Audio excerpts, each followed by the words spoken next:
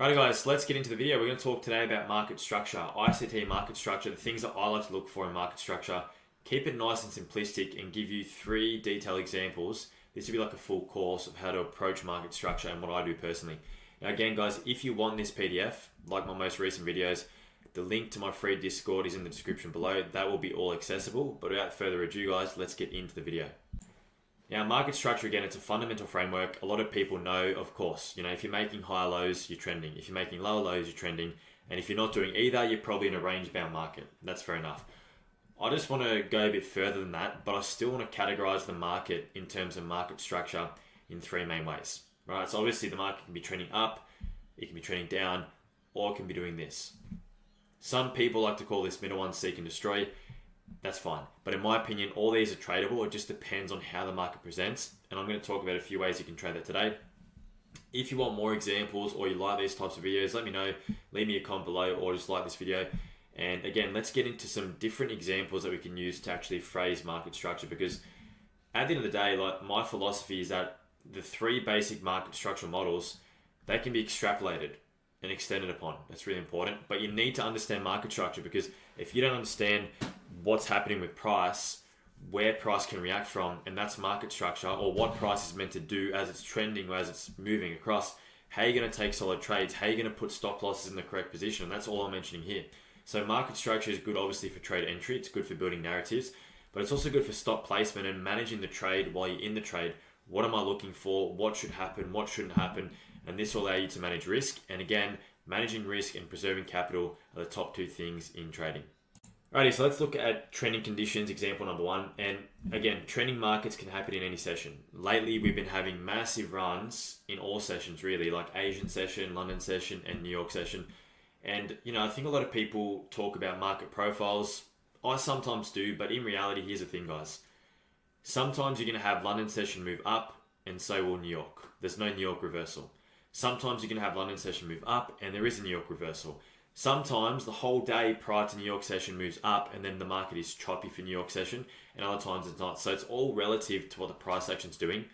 Instead of trying to predict when these things are going to happen, have an idea of when they may be more likely or more probable, like we talked about. But instead of trying to predict, just react. React to the market and what it's doing. Again, this example here that we're going to talk about is from the 24th of September. Very, very recent. And you can see the market, just stepping up. And a lot of people might be saying, well, how do you trade that? Like, how do you trade it? How do you not just, try to take the trend and FOMO into something that you're not, particularly used to trading? Like, how do you take a trade? What are the entry models here? What's the framework? Let's get into it. Now, this looks complicated, but trust me, it's not too bad. When I'm looking at a market, when the market's trending, there's a few things that I personally need to see to not only take a trade, but also if I'm in a trade, the things that I'm looking for price action to do. So in the image above, I've kind of highlighted different sections or different segments of price action.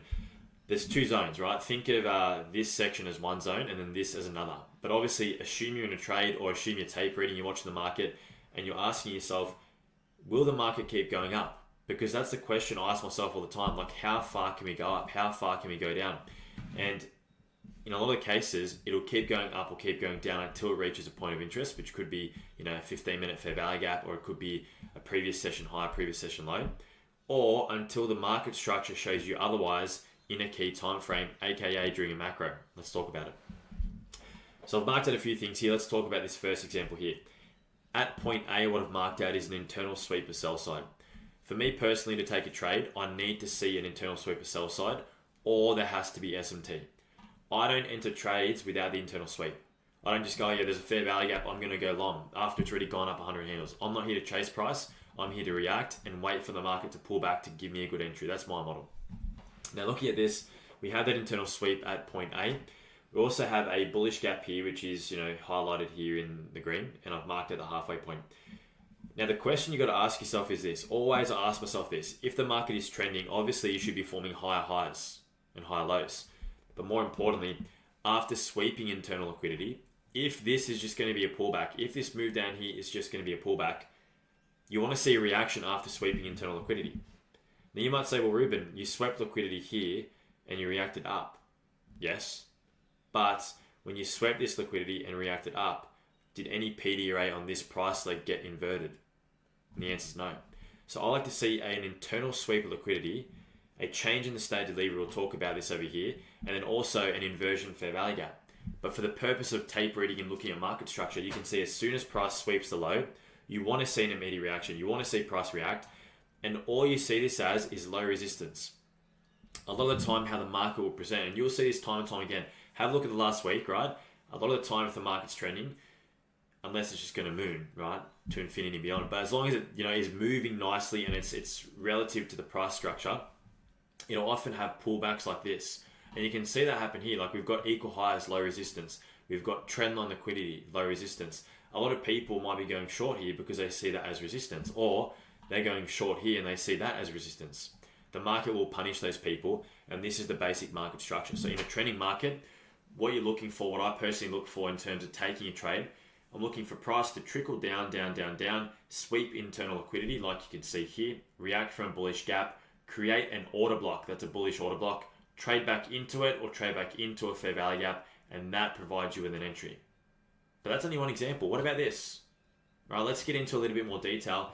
And again, you always ask yourself this, how does price react after sweeping liquidity? It's really, really important. And again, guys, this PDF will be my Discord. It's all free. If you want that, check out the link in the description. Now let's look at part B here, like this second part. We know already that the bullish price action is there because we have this formation here. We push higher, we form a higher high, fair enough. Again, every single time that price starts to trickle down, I'm looking on the other side of the curve. And let me explain what I mean. When price moves up here, we've got the price trickling down. When price moves up here, I'm looking on this side of the curve. When price moves up, I'm looking at this side of the curve. We sweep that buy side, price trickles down. I'm now looking at this side of the curve. Why am I looking at this side of the curve? Because that's the side that's going to have the liquidity that could be swept internally. Similar to looking at this, because that's where the internal liquidity can be swept. So I'm looking at the previous run up, in this case, for price to pull back down to. So hopefully that makes sense. We sweep that sell side, that's point A. Now the question is, after point A, what do we do? We've got a fair value gap here. But notice how the bodies are still in there. It's still fine. Obviously, you'd want to see price ideally react from the 0.5 level of the fair value gap.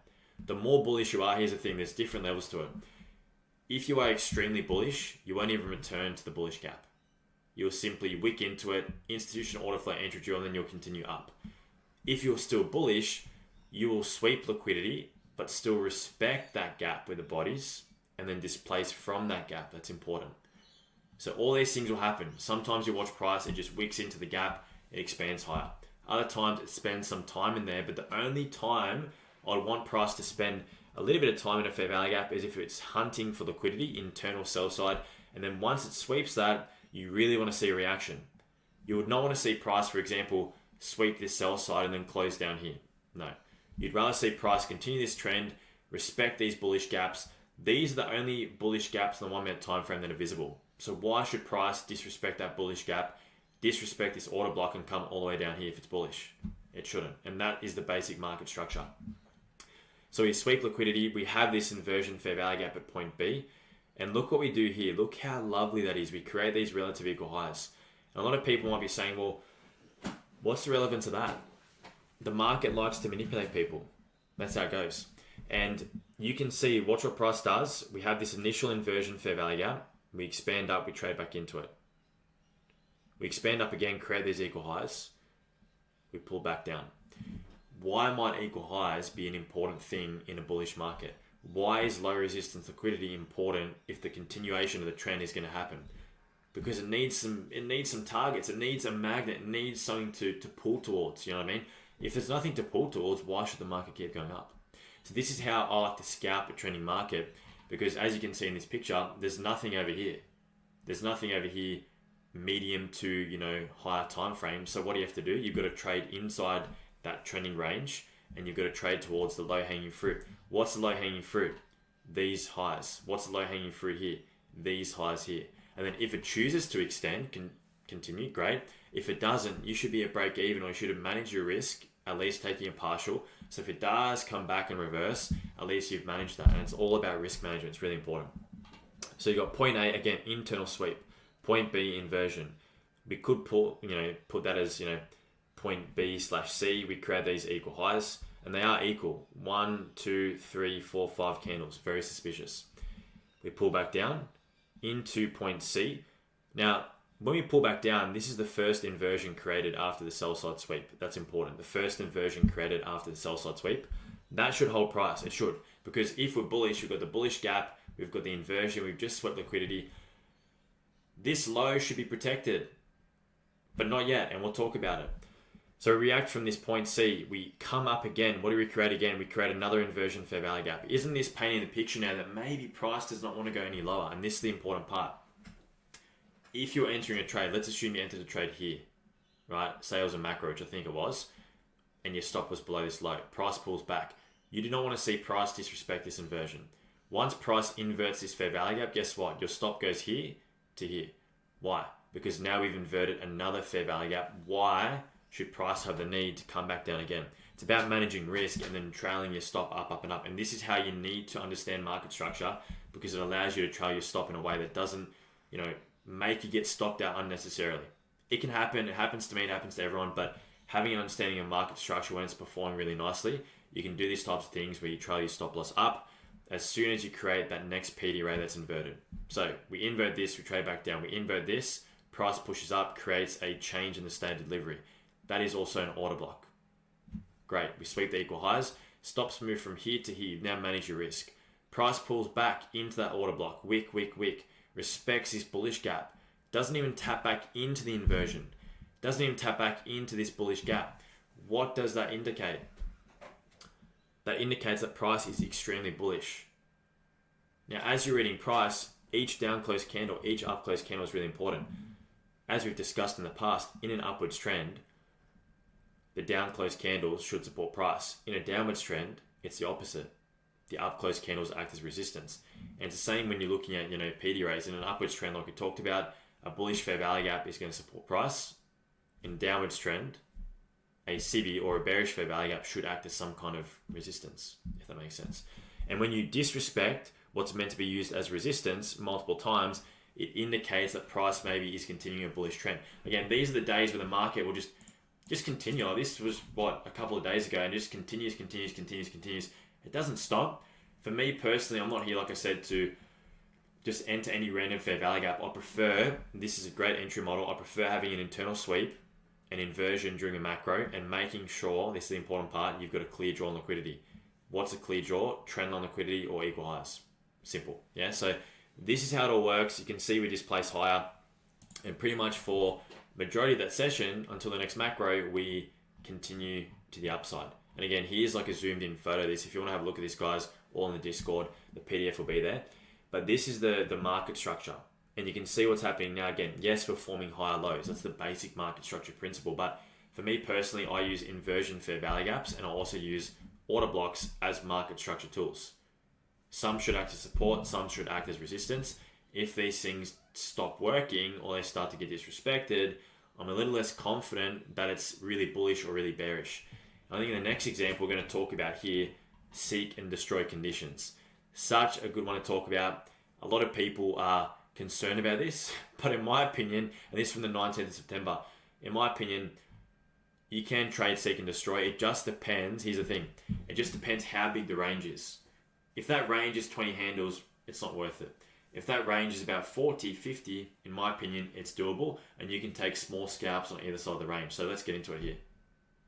So again, if you want to have a look at this for yourself, this is from the 19th of September, and it's pretty obvious here, right? You can see what price action's doing.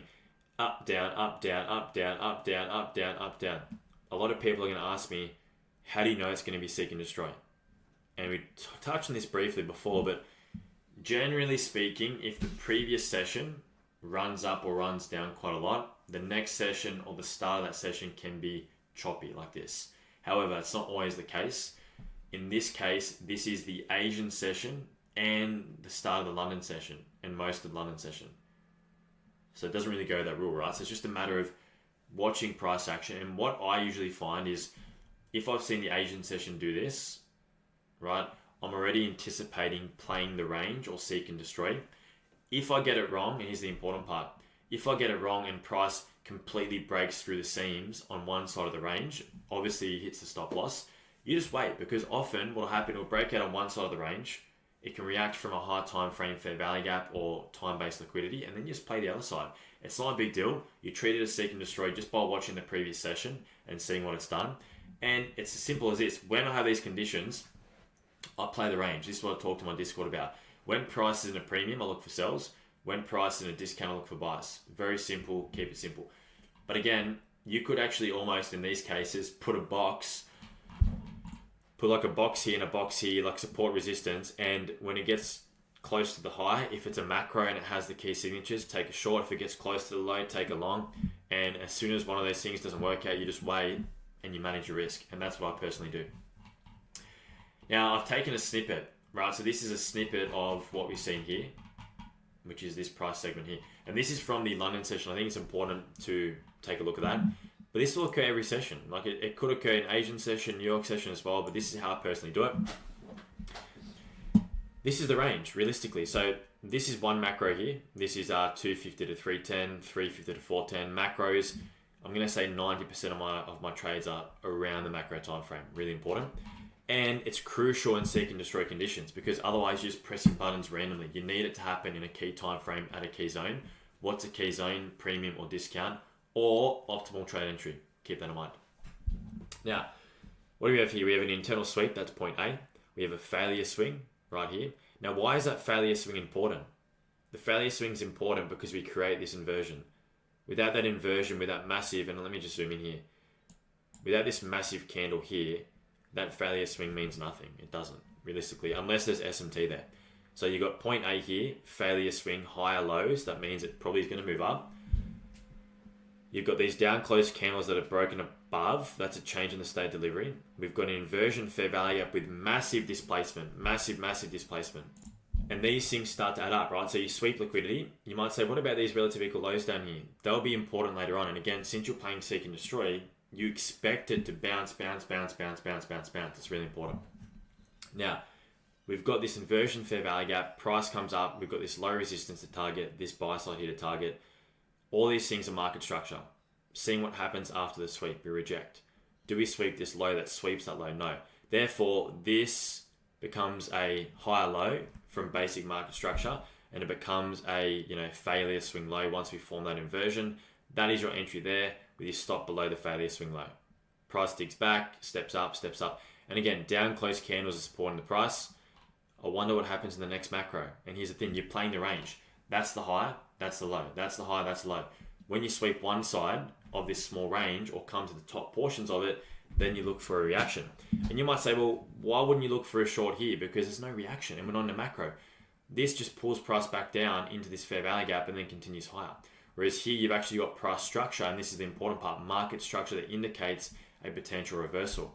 You're just taking scalps here. You're entering here, stop below the low, taking it there. It's not about taking 1 to 10 trade or a 100 handle trade. You're not going to get that in these seek and destroy conditions. So you got to take what the market gives you. And that's why personally I like to take 10 to 30 handles in London session. 10 handles base hit, 20 handles base hit, let a contract run if you want to. And that way, regardless of what the conditions are, you should, if you have a decent narrative, you should be able to hit that TP or at least go to break even majority of the time. Now looking at this, next macro, I've marked out two things. I've marked out A and I've marked out B. They're both important. Well, number one, we sweep buy side. Cool. We have a short-term swing low right here and we break below that. That there's your market structure shift. So that indicates something too. A shift in structure is obviously a good thing. This is a down close candle sandwiched in between up close candles. Those are the best breaker blocks to use, the easiest to see, right? When price is like this here, yes, there's breakers here, but it's just harder to see. This one's really clear because it's just sandwiched in between the up close candles. It's like a sandwich. That's why the way I like to see it in my head. We have this down close candle here. Once price closes below that, guess what? That is a few things. It's a breaker, number one. But what is a breaker and why is that important to market structure? And again, I just keep it nice and simple without even thinking of breakers. Order blocks, market structure. Inversion gaps, market structure. Again, in an upwards trend, the down close candles should support price. So when we break past one with lots of displacement and create a market structure shift and invert this bullish gap here, what's that potentially saying to me? Wait a sec, Ruben. They're no longer supporting price. Maybe we're going to have some kind of pullback or some kind of reversal. that is further solidified at point B. What's point B?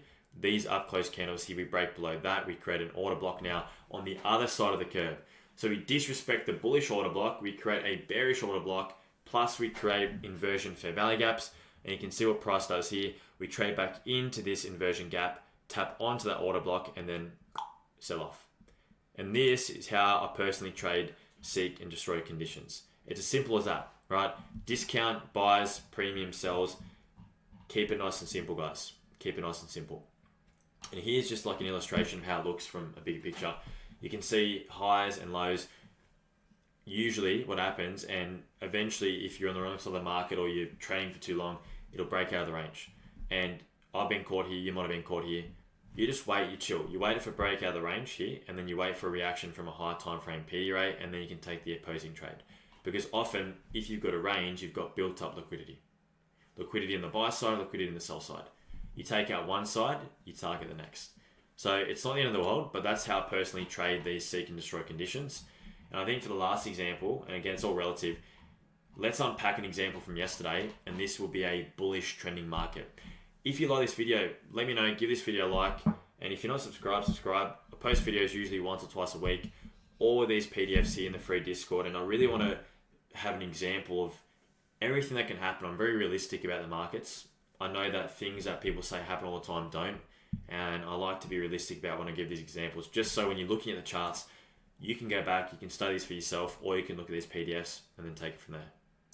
For those that are still here, I know you guys, I know you're still here because I get you to comment something every single video, something different. Today it's going to be ICT Market Structure. So if you guys are still here, again, I appreciate your support. Comment down below in the comments, ICT Market Structure. Let's unpack this example. This is from the 24th of the 9th, and I haven't left anyone out. I like to give examples from all sessions, but just so you know, if I ever make a video that's just for London session or New York session, just know it applies for every session, and there's ways to actually apply those, those strategies. This is yesterday's New York session. Really, really good example. I didn't personally take this trade, and a lot of people did in my Discord.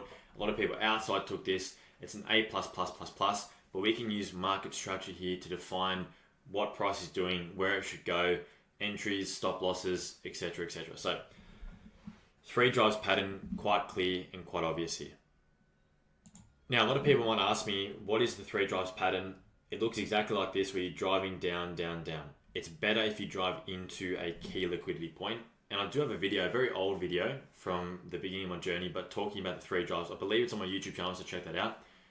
But all it does, three drives, is just generating liquidity. It's all it is. Think of each drive, again, I've used this analogy multiple times, it's like an elastic band.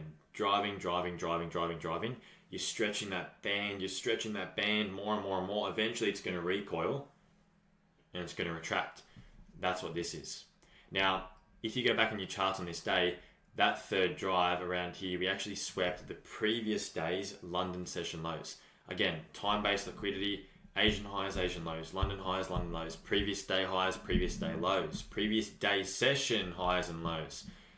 If you sweep one of those, you often get very quick reactions. So in terms of market structure, that's something to note down. Sweeping a previous day high or low, previous week high or low, you get quick reactions a lot of the time.